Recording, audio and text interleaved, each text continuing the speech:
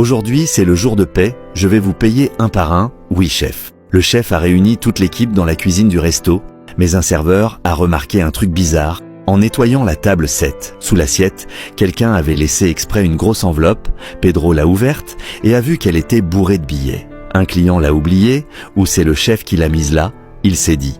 Pierre avait du loyer en retard et le frigo vide, cet argent pouvait régler tous ses problèmes d'un coup, mais sa conscience a crié plus fort que la faim. Quelques heures plus tôt, le chef avait parlé avec sa fiancée, la manager. J'ai laissé un bonus en plus sur la table dont Pierre s'occupe, c'est un test, s'il le rend, je le passe manager. Sa fiancée, froide et arrogante, a répondu, se mord de faim, il va tout garder, c'est sûr. Le chef a dû sortir pour une urgence. S'il remet l'enveloppe, tu me préviens tout de suite. La fiancée est restée seule au bureau et Pierre est entré timidement avec l'enveloppe à la main. Madame, j'ai trouvé ça à la table 7, ça doit être au chef. Je viens la rendre. Ça ne m'appartient pas. Elle a souri méchamment et a pris l'enveloppe. Laisse-moi ça.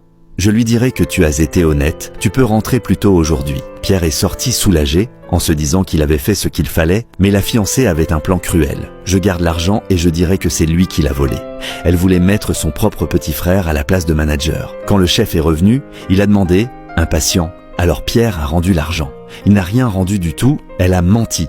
Il est parti avec tout. Le chef, furieux et déçu, a fait appeler Pierre, et Pierre est revenu en courant en pensant qu'on allait le féliciter. Tu es viré pour faute grave, voleur. Pedro est resté figé. Mais chef, je le lui ai donné.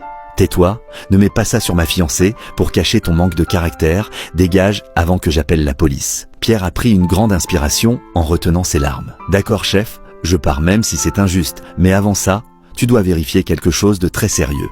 Avant de lui remettre l'argent, j'ai fait un truc dessus. La fiancée a senti un frisson lui parcourir le dos. Si tu veux voir comment le mensonge s'écroule, commente partie 2 et dis-nous de quelle ville tu nous regardes.